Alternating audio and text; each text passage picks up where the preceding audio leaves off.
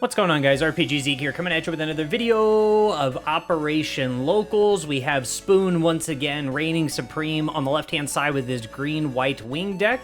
And on the right-hand side, we're going to have another one-year war deck, this time piloted by ItoFla, also known as Gil, and I will refer to him as Gil for the rest of the video. But here are the deck lists. I'm going to be honest with you, I don't know if that's the exact 50 of what Gil is driving. However, we're going to go ahead and assume that it is. We're going to go level 2 already. We double drop a gym. So we're ready to crack the EX base. Spoon finally getting to level 3. It looks like Spoon went second on this. We're going to drop 2 for a Lifrith. Typical green-white things on the level 3. Let's go. Level 3 now for ItoFla. I said I was going to call him Gil, but it's too fun to not say it. ItoFla. I'm assuming we're going to swing. We are. So we're going to block. We're going to take the gym. I'm assuming we double ping this thing right off the board if we have 2 gun tanks. We pay 2? We do. Okay, so we have 2 gun tanks. It is gone. Fish out the early blocker, take a trade, but then set up to go wide. We'll put 2 on because heaven knows if we're going to be able to swing again and maybe crack with one of the gun tanks. Math do be mathin'. Level 4, green-white wing. What are you going to do if I had to guess? Probably another blocker. Spoon, could you show the board? Another blocker. You will, absolutely. 2 for Rick Diaz. And we pass, maybe? Potentially. I think Spoon's the only one that takes this long just knowing what the lines are already. Because he does play green-white wing quite a bit as well as one-year war. So I feel like he's really knowledgeable into the matchup. However, he's showing no knowledge with how long it takes to just play one blocker. He passes. ItoFla finally goes to level 4. And again, everybody thinks I'm just this mean. I know Spoon really well, so like I will keep dogging on him for the rest of the video series because he does hold that chair for quite a while. All right, we finally get in. EX is gone. We don't want the damage in fear of a ping because we are at level 4. We could see a Onksha, which would not be a good time for the gym, but if we block the gun tank, we only take 1 damage, and then we're going to give him a shield. So we know a Zawart came from the shield area for another 2. Onksha, there it is. Cool. So it was the right move to not essentially block the...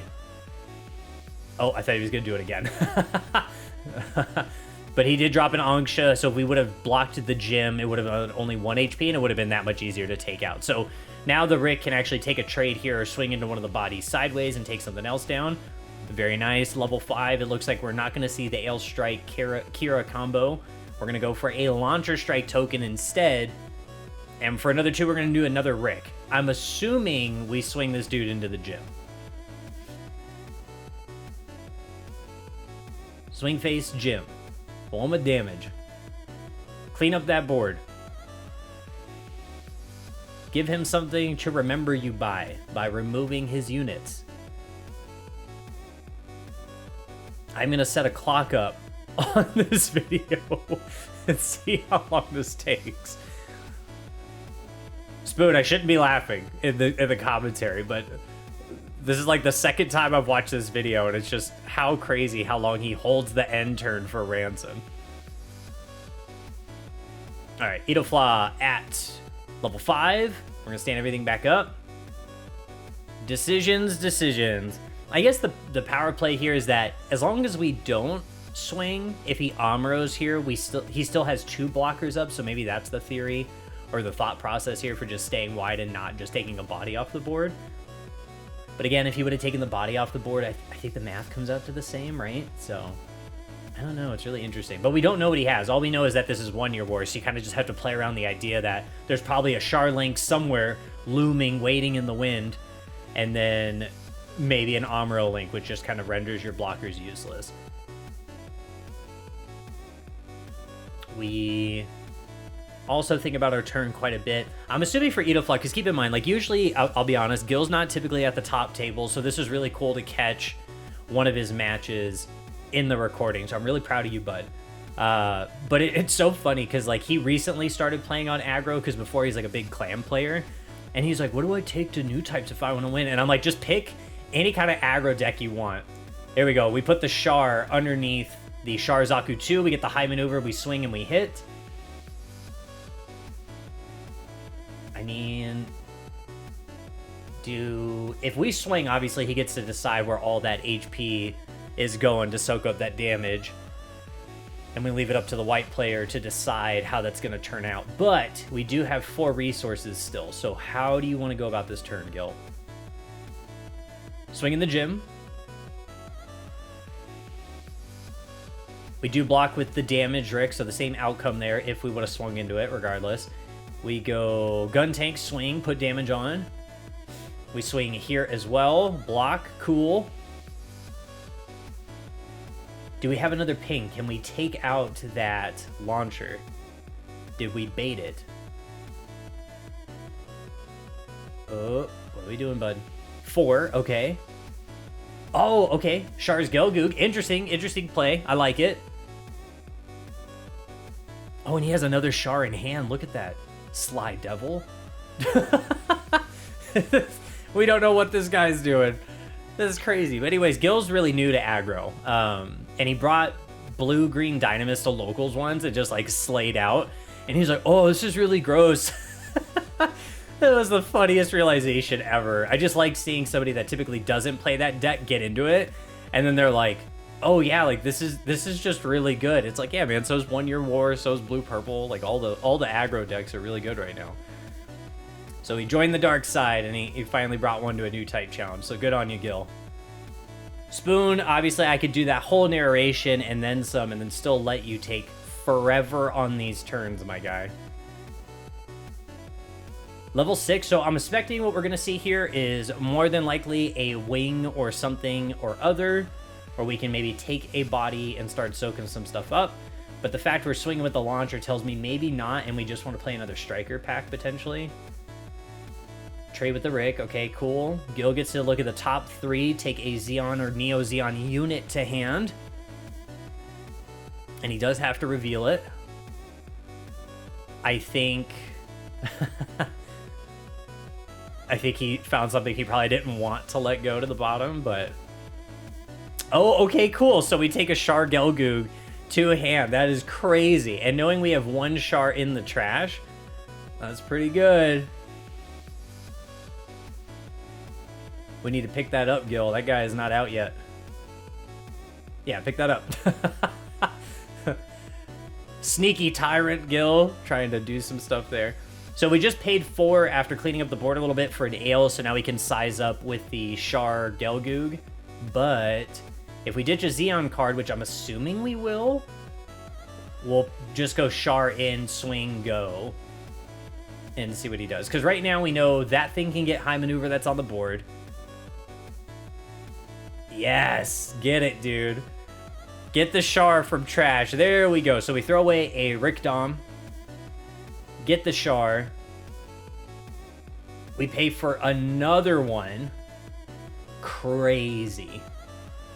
The double link. Wild stuff. 1 card in hand. We're going to swing high maneuver. Nothing he can do about it. That is unfortunate. But we will swing and then just blow that up because Char does give us the +1 attack when we swing on a Xeon unit. So 6 HP bases with that unit, not a problem.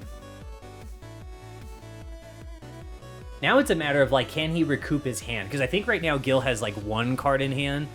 And Spoon has just been, like, value trading and eventually, like, getting into his power plays, which is going to be, like, level 6 and higher. And we're already there. So what are we at right now? We're at, like, level 7. So still just playing out blockers and we can just slow play it out. But that is 2 high maneuver units. So, like, we have to swing into something here with something. Because going blocker wide doesn't matter in this context. Yeah, we got to go Ale, swing into that. Cool. We didn't have Akira, so we don't get to keep the Ale alive, unfortunately. We take a trade that's not really favorable for us on that extent. And then the Gelgoog is just going to pop the 6 HP base. But knowing Gil is only 1 card in hand... It's not... Or actually, what? 2 now after this draw? I don't think he's got a whole lot. Ah, okay, cool. Now he's refilling the hand. Let's go. 3 for Show of Resolve. What a draw. Now, the next turn, this is where it gets scary. Because, like, as a 1 Year War player, you're like, okay, do I conserve my hand? Because he's got a little bit, and we have to assume the... Wing 0 is coming. So, like, if you go wide with units, you're just going to lose it. You just have to assume it's in there. You could play, obviously, not around it and then just, like, lose flat out and see what happens. He does have nothing but small units and Angsha and some other stuff. No matter what, we're going to swing that Char Gelgu, get rid of that base. But also, like, what do you do? Oh, actually, we don't. He plays the one unforeseen incident in his deck. Spoon was holding it, only 3 damage onto the base. That is really going to set Gil back now. Because that Char Gelgu is as good as cleaned up right now on this coming turn.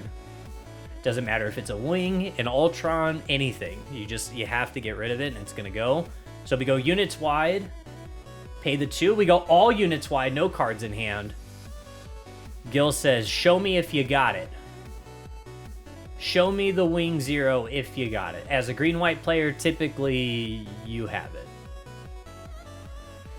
I feel like you don't even play around with the idea. You just go for it. You swing Zwart into Char Gelgoog, get it low, drop the 0, take all that. Yep, that's exactly what's going to happen right now. So you go Zwart, put the 3 damage on the Gelgoog, line it up for the murdering spree. That is Wing Gundam 0. Gundam's Wing 0. 0 Gundam Wing. I feel like no matter which way we say those combo of 3 words, you understand what I'm talking about. Boom for 8.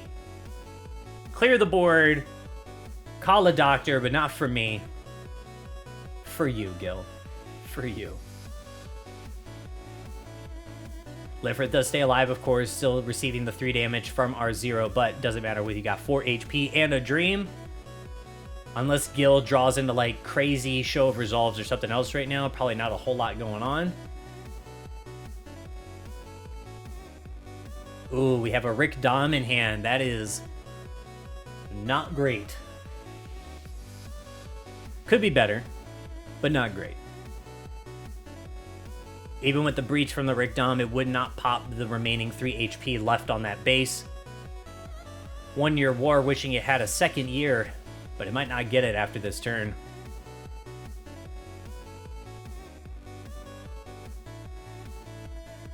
You know, they just set up like a Bass Pro fishing shop near here, and if I would have known any better, I would have shown them this video and said, this is how you bait your catch.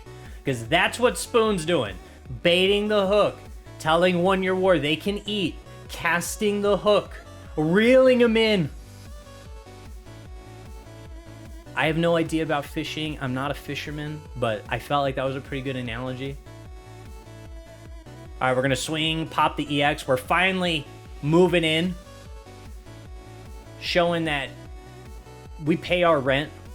This isn't free. We live here too, he says, dropping a Sword Strike along with an Ale Strike.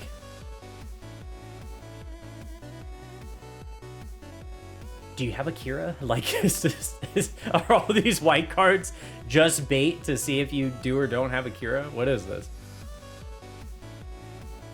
Swing the Lifrith, Corsica base. Doesn't really slow us down, but it does add another card to Gil's hand. That could always be a bad time, but who knows with what he's going to pull, if anything. I think the only thing I would have done differently is maybe don't double drop the Char Gelgoog. Like, just keep drawing into other stuff and then, like, set it back a little bit. I don't know. I don't really know if that would have had, like, a bigger outcome. Because Gil was literally just all gas until he wasn't.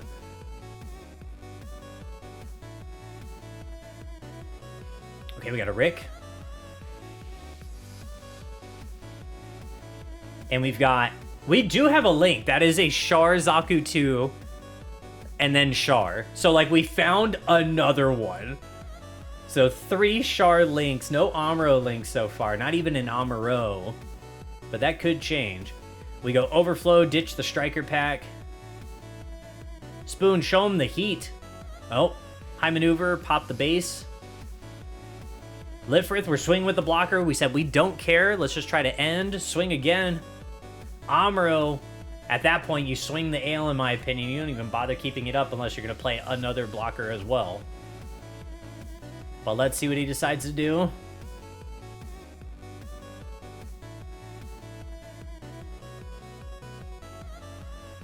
He would literally need a double link to close out here. Like, it just bar none. We are so close, but knowing there's already a couple Char in the trash, we have an Amuro.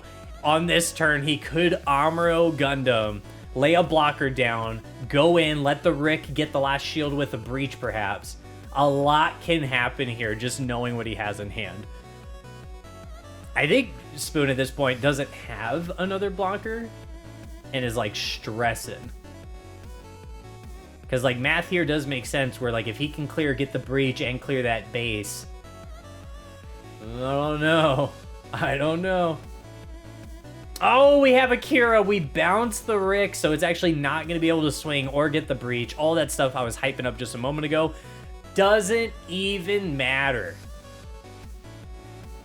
For 3, we drop another Sword Strike, and we were aggressive with that drop. If that was a high rare card, I might have cringed a little bit, but thankfully there's not a holo version of that card yet.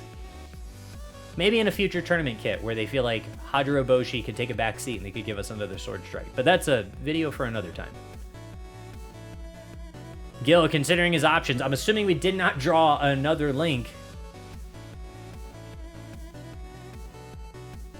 We got some gas with some of the cards, but I don't think there's a way for us to really clear this since that Rick now got bounced to hand. And again, keep in mind, Rick Dom does not have a link. So even though it's got the breach, no link means we're no swinging. Green-blue in for the worst right now. Okay, we play it. We do link the Char that we've been seeing in the hand. We're going to show them that we have it. Maybe flex a little bit, swing, crack that. Base is gone. And just show them the units. Just play them all out. Let it go. It doesn't matter. That's right. Gil with only 2 shields left and a dream. Probably conceding right here as they kind of talk it out. Spooner's really nice about this too. Like even at this point when it's like very obvious, you know, Gil's gonna essentially lose right here on the swings. Like, Gil's gonna lose on all these swings from Spoon.